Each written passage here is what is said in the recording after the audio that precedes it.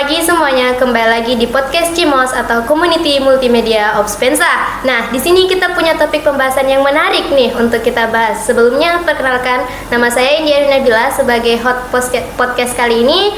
Dan saya sudah punya 4 teman berbicara. Yang pertama ada Ibu Widya sebagai sahabat teknologi. Di sampingnya ada Muhammad Warisman sebagai seorang siswa. Dan di samping kiri saya ada Bapak Fadlan Basri sebagai orang tua. Dan di sampingnya lagi ada Bapak Apria Ishak sebagai sahabat guru.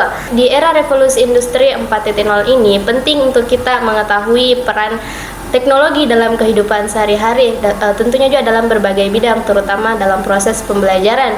Nah, Ibu Widya sebagai sobat teknologi, ada nggak nih peran yang telah Ibu lakukan terkait teknologi dalam proses pembelajaran digital, terutama di kota Parepare? Baik, terima kasih Indi sebagai host ya. Jadi saya punya peran sebagai guru di dalam proses pembelajaran itu. Saya selalu berusaha untuk menyembuhkan sesuatu yang baru, sehingga pembelajaran yang selama ini saya menilai itu monoton, di mana siswa banyak yang mengantuk, tidak aktif, bahkan tidak sedikit yang mengganggu temannya. Oleh karena itu saya kemudian menemukan satu pembelajaran yang saya katakan itu pembelajaran inovatif. Kenapa? Saya merancang sebuah multimedia pembelajaran interaktif. Di MP ini, multimedia pembelajaran interaktif ini merupakan perpaduan dari beberapa aset, baik itu audio, video ataupun animasi. Jadi di sini siswa akan lebih aktif untuk menggunakan sendiri tanpa ada instruksi tertentu dari gurunya. Jadi dengan adanya MP ini yang merupakan inovasi dalam pembelajaran saya lakukan, ternyata siswa itu lebih aktif, lebih semangat. Apalagi ketika saya memberikan sebuah aplikasi yang memang tulusnya untuk memancing semangat mereka. Dan saya melihat ketika itu saya gunakan di kelas, riuhnya itu saya mengatakan bahwa lebih riuh, lebih ramai dibandingkan supporter sepak bola Bapak Ibu. Luar biasa sekali ya. Jadi masalah hasil pun akan nampak signifikan peningkatannya karena mereka punya referensi untuk belajar kapan dan di mana saja. Saya hanya memberikan linknya, mereka bisa gunakan di sekolah, bisa digunakan di rumah. Jadi seperti itu ini. Oh ya, baik. Ternyata banyak sekali ya peran-peran penting dan menarik yang telah dilakukan oleh Ibu Widya sebagai sobat teknologi dalam proses pembelajaran. Sebelumnya, saya ingin bertanya lagi sedikit nih Bu Widya, ada nggak kendala yang Ibu rasakan atau Ibu alami ketika ingin membuat program tersebut? Baik, terima kasih Indi.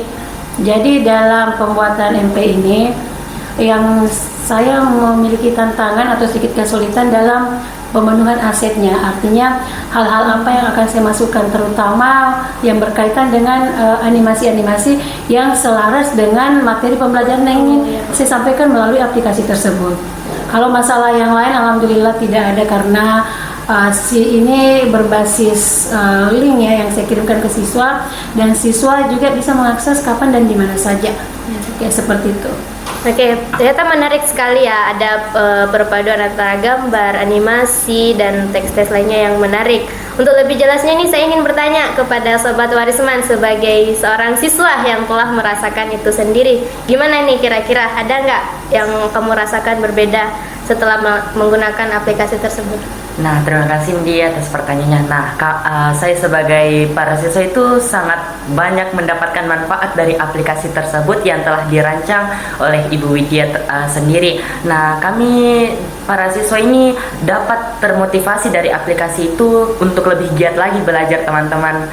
Nah, dari aplikasi tersebut kami dapat belajar tanpa instruksi guru karena terdapat beberapa panduan di aplikasi tersebut. Contohnya latihan, materi, tujuan pembelajaran, dan lain sebagainya. Nah, aplikasi tersebut juga dapat diakses dimanapun saja, dapat di rumah, bisa juga di sekolah. Nah, kami para siswa ini sangat senang karena aplikasi ini sangat-sangat bermanfaat bagi kami semuanya, Indi. Kalau secara opini kamu itu ada nggak nih yang berbeda ketika kamu belum menggunakan aplikasi ini dalam proses pembelajaran kamu? Nah, secara opini sih, saya sebagai siswa sebelum ada aplikasi ini saya belajar itu sangat bosan ini karena hanya dapat mendengar bicara dari guru, dapat melihat saja teks-teks yang berada di papan tulis, itu sangat membosankan India. Nah, pada saat terdapat aplikasi ini kami sangat senang karena dapat diakses oleh kami sendiri dan di aplikasi tersebut. Oke, baik, terima kasih ya atas tanggapannya Sobat Warisman.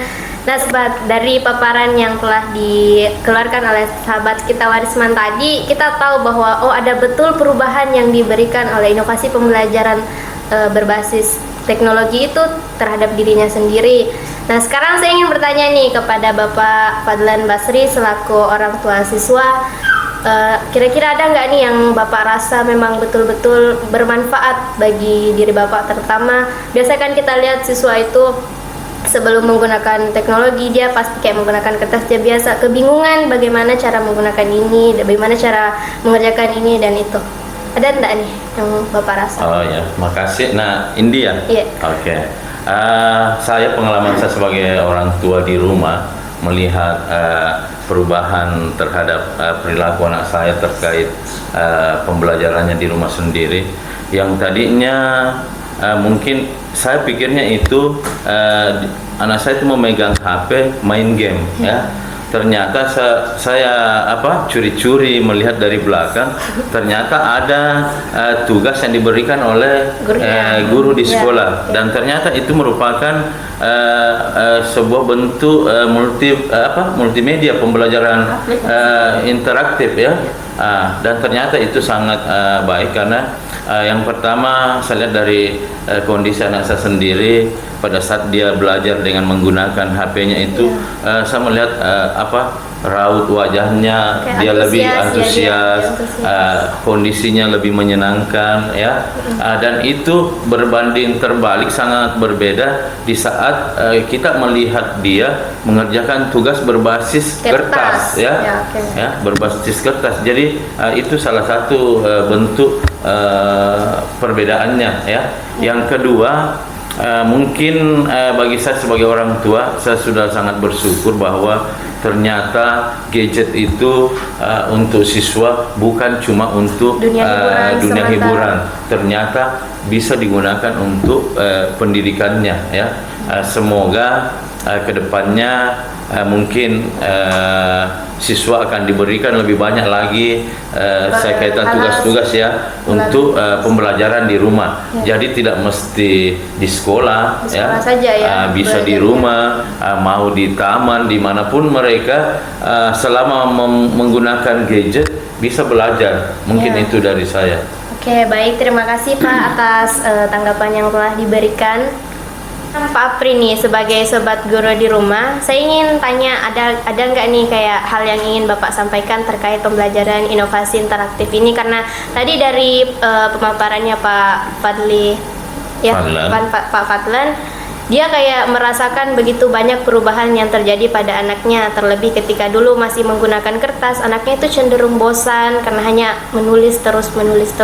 Tapi ketika setelah muncul aplikasi ini, anaknya jauh lebih antusias belajar. Dia jauh lebih tertarik pada proses pembelajaran dan tidak. Terlebih kan kita tahu kalau anak bosan dengan pelajaran itu, pelajarannya susah masuk ke dalam otaknya dia. Namun ketika dia tertarik dengan suatu hal, pasti dia ingin terus penasaran dengan hal tersebut dan mencoba lebih dalam. Sebagai sobat guru, ada enggak nih yang Bapak ingin sampaikan? Oh iya, makasih Indi. Jadi saya tidak akan membahas dari segi orang tua karena saya adalah perwakilan dari guru. Keresahan Ibu Widya sebenarnya adalah keresahan guru-guru semuanya, bagaimana anak-anak supaya tertarik untuk belajar. Keresahan yang disebutkan Ade tadi lebih banyak bisa dilihat, bisa dari visual, suara maupun kinestetik, karena anak-anak itu ada 3 gaya belajarnya.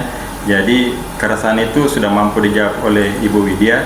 Di sini saya cuma bisa mengucapkan terima kasih. Ibu Widya sudah bisa menginspirasi teman-teman guru, dan kami siap kalau Ibu Widya punya waktu untuk memberikan ilmunya kepada kami guru-guru. Oke, baik, terima kasih Bapak. Nah Ibu Widya, saya ingin bertanya sedikit lagi nih. terkait pembelajaran inovasi interaktif yang telah Ibu terapkan ini, sudah tidak Ibu bagikan ke berbagai tempat yang lain untuk memberikan mereka motivasi belajar yang lebih baik gitu. Baik, terima kasih Nak untuk kesempatan yang berikutnya. Terkait dengan inovasi pembelajaran yang saya rancang ini, alhamdulillah sudah saya tularkan ke beberapa sekolah. Saya berkunjung ke beberapa sekolah, ke KKG untuk tingkat SD, MGB untuk tingkat SMP. Itu saya lakukan secara tatap muka dan alhamdulillah semua guru itu antusias. Bahkan tidak sedikit dari mereka yang meminta waktu saya berikutnya untuk bisa sharing lagi. Sharing ya bagaimana cara pembuatannya seperti itu. Alhamdulillah itu berarti mereka punya inspirasi untuk melakukan pembelajaran berkualitas bagi siswa kita.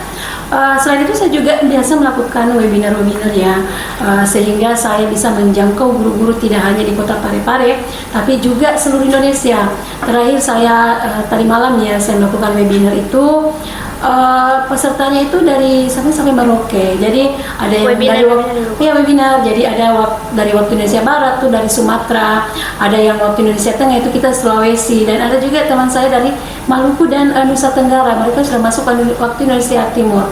Alhamdulillah semua memiliki motivasi yang tinggi guru-guru ini untuk selalu melakukan perubahan yang terbaik bagi siswa kita, bagaimana kita bisa menghadirkan siswa-siswa yang berprestasi dan unggul di masa mendatang, terutama dalam menyongsong nih Indonesia Emas tahun 2045 seperti itu.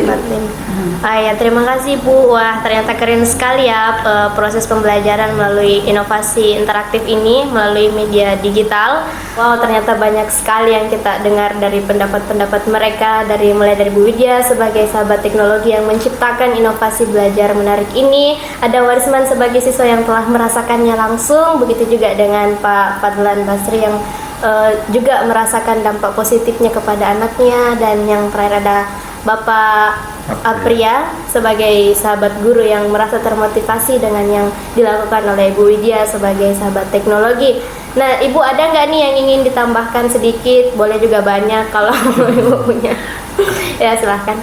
Baik, terima kasih. Jadi saya cuma mengatakan, ayo terus berkarya, terutama kita sebagai guru lahirkan generasi-generasi terbaik melalui pembelajaran yang berkualitas. Hadirkan inovasi pembelajaran baik itu digital ataupun yang non digital. Teknologi hadir bukan untuk menggantikan peran guru, tetapi demi bagaimana membantu guru untuk bisa membuat sesuatu yang lebih berkualitas sehingga dapat menghadirkan pembelajaran yang menyenangkan dan bermakna bagi siswa. Demikian. Nah sobat, keren sekali ternyata ya inovasi yang telah diciptakan Ibu Widya ini di sini memberikan banyak dampak positif bagi siswa itu sendiri, entah itu maupun itu orang tuanya, bahkan para guru-guru itu sendiri. Di sini siswa menjadi lebih termotivasi lagi untuk belajar, tidak lagi bosan ketika ada gurunya yang menerangkan, mereka lebih memilih. Jadi pembelajaran berpusat pada murid ya.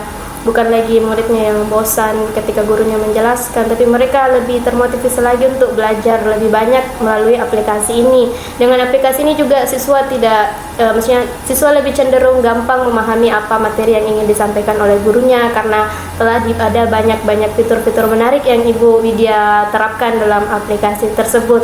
Wah, luar biasa sekali. Kalau saya cenderung tidak bisa mengatakan apa-apa terlalu keren ya, ibaratnya seperti itu.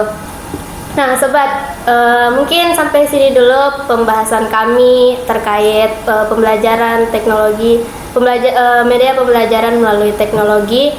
Sobat, mungkin cukup sekian dulu pembahasan menarik kita pada kali ini. Sampai jumpa di topik yang jauh lebih menarik lagi di kemudian hari. Saya sebagai host podcast Cimos pada kali ini mengucapkan terima kasih banyak dan sampai jumpa.